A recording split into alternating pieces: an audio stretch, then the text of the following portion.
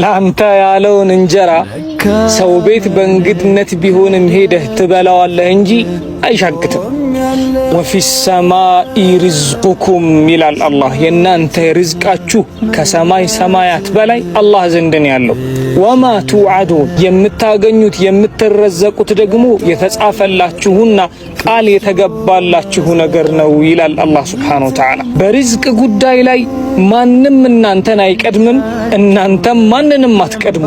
አላህ ደግሞ ሲረዝቅ ወሁወ ኸይሩ ራዚቂን የተሻለውን ምርጡን ነው ለናንተ እያመቻቸ የተሻለውን ሪዝቅ አላህ ለናንተ ይሰጣችኋል። እናንተ ብቻ ሰበብ በማድረስና በተወኩላችሁ ላይ ጽኑ እንጂ የተሻለው ሪዝቅ የሚመጣው ከአላህ ነው ይላል አላህ ሱብሓነሁ ወተዓላ። ያ ሰላም አላህም አለኔ ዛሬን ብቻ እያልኩ ብዙ ቀናትን ካሳለፈኝ ሸክሜን ሁሉ ካቀለለልኝ በኋላ ደጋግሜ ማመጼን እያየ እንኳን ከዝነቱ ሳይቆርጥ ከቤቱ ያላባረረኝ ጌታዬም አለኔ ምንም ሳይጎልብኝ ጸጋው ተትረፍርፎ ቤቴን ሞልቶት ሲያበቃ ጀርባ ሰጥቼ መሸሽን ሲያይ ወዐሰይቱም ሚን ባዕድ ማ አራኩም ማ ቱሒቡን የምትወዱትን የምትፈልጉትን ካሳየኋችሁ ከሰጠኋችሁ በኋላ ትሸሻላችሁ ብሎ የገሰጸኝ ነው። ልክ ሙሳ አለይሂ ሰላም ወፈውዱ አምሪ ኢለላህ እንዳሉት ከመሄድ ከመምጣቴም ጋር አያሳፍረኝም፣ ጉዳይን ሁሉ ባስጠጋበት አያባረረኝም ብዬ የማስበው እሱ ነው። ጌታዬ እሱ ነው አላህ። እንደው የዛሬን ብቻ አውጣኝ እያልን አላህ ከስንት ጉድ አላወጣን፣ ስንት ያልተረፍንም። ኢብኑል ቀይም ለዚህ ነው ለው ኩሽፈ ሊልዓብዲል ገይብ ይላሉ። ለአንድ ባሪያ አላህ የገይብ እውቀትን ቢከፍትለትና በህይወቱ ውስጥ የማያውቃቸውን ነገሮች አላህ ቢያሳየው ኑሮ ፈአራሁ ላሁ ማ ሰረፈ ዐንሁ ሚነል በላ ከስንት በላ አላህ እንዳዳ ነው እቅፍ ድግፍ እያደረገ እሱ ሳያውቅ ከስንት ጉድ አላህ አውጥቶት እዚህ እንደደረሰ ቢያውቅ ኑሮ ይላሉ ኢብኑል ቀይም ለዛበት ነፍሱሁ ሸውቀን ወሑበን ኢለላህ ወደ አላህ ነፍሱ በናፍቆትና በፍቅር በተንገበገበች ነበር ይላሉ ኢብኑል ቀይም። ለዚህ ነው ቁርአን ላይ ወካነ ፈድሉላሂ ዐለይከ ዐዚማ ይላል። አላህ ላንተ የዋለልህ ውለታ እኮ ግዝፈቱ ይላል አላህ ሱብሓነሁ ወተዓላ። አላህን የሆነ ነገር ጠይቄው ለምኜው ካልተሰጠኝ አምኜ ተደግፌበት አሁንም ምላሽን ካላገኘው ደግሜ በሩ ላይ ቆምና ያ ረቢ ያንን ጉዳይ እንዴት አደረክልኝ? አምኜ ተደግፌብህ ለምኜህ ጠይቄህ ነበርኮ እንዴት አደረክልኝ ያልኩኝ አልስበታል። ሕፃን ልጅ የሆነ ነገር ካልተሰጠው ደግሞ ደጋግሞ እንደሚጠይቀው እንደሚለምነው ሁሉ ለምነውና ፈረጃዬን ከሱ ከራሱ ጠብቃል። አንድ ጊዜ ድምጻችን ለሰዎች ይሰማል፣ ከአላህ ግን ይርቃል። እግሮቻችን ወደ ሰዎች ቤት ያዘወትራሉ፣ ከአላህ ግን ከራቁ ይቆያሉ። እና የዚህ ሁሉ ፈተና፣ የዚህ ሁሉ ስቃይ፣ የዚህ ሁሉ ህመም ምክንያቱ አላህ ድምጻችንን ናፍቆ ቢሆንስ? ተግደን ጾመን ያልደረስንባቸውን ደረጃዎች በእነዚህ ፈተናዎች ሊሰጠን ቢሆንስ?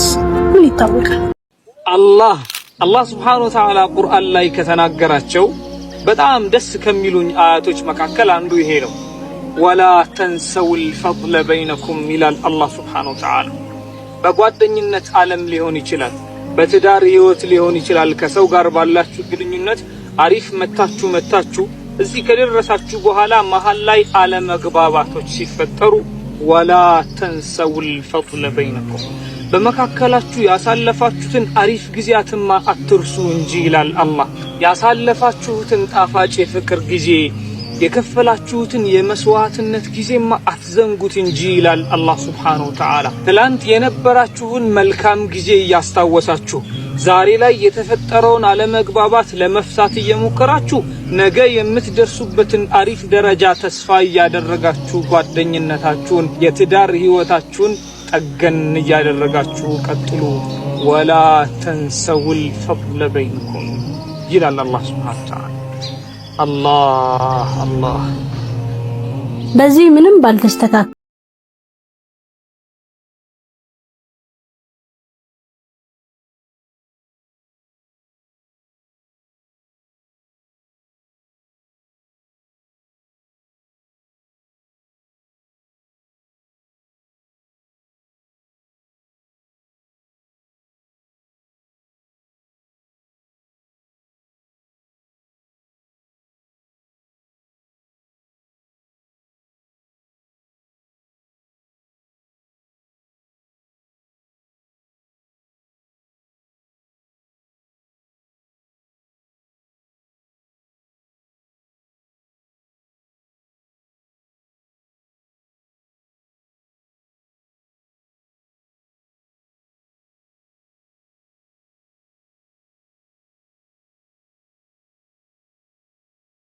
የናንተ ተራ የደረሰ ጊዜ ቀን የወጣላችሁ ዕለት ቅርጫት እንኳን ሳይቀር ውሃ ይይዝላችኋል።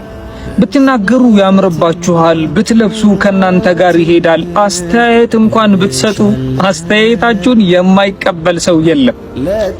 ወቲልከል አያሙ ይላል አላህ ሱብሓነሁ ወተዓላ። ያቺን ቀን ያቺን ጊዜ ኑዳዊሉሃ በይነናስ በሰዎች መካከል እናዘዋውራታለን ይላል አላህ።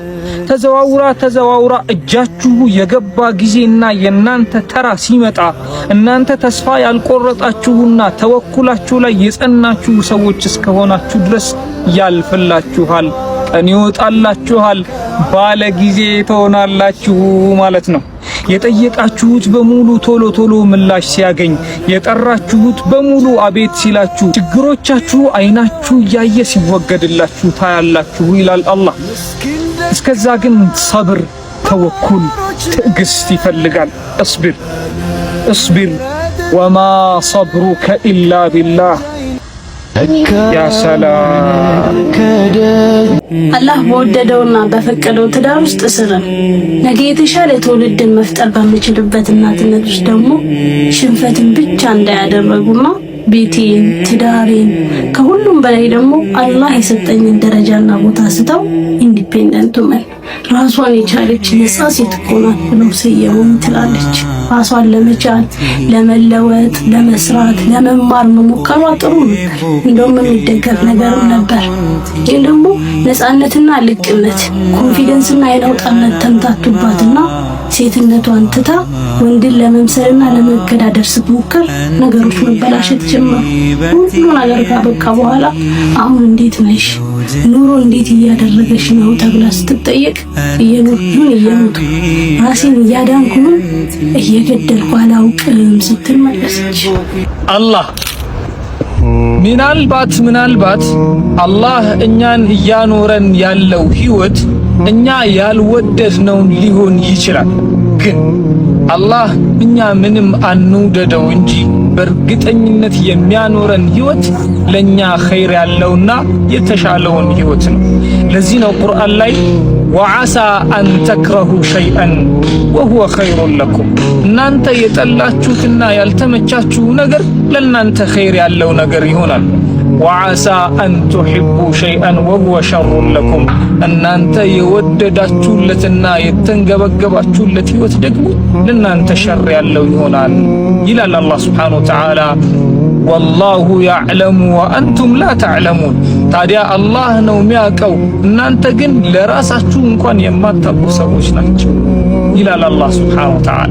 ታዲያ እኛ በማናውቀው መልኩ ለኛ የተሻለውን እየመረጠ ለሚያኖረን ጌታ ጥራትና ምስጋና ይገባው። አልሐምዱሊላህ። ያ ሰላም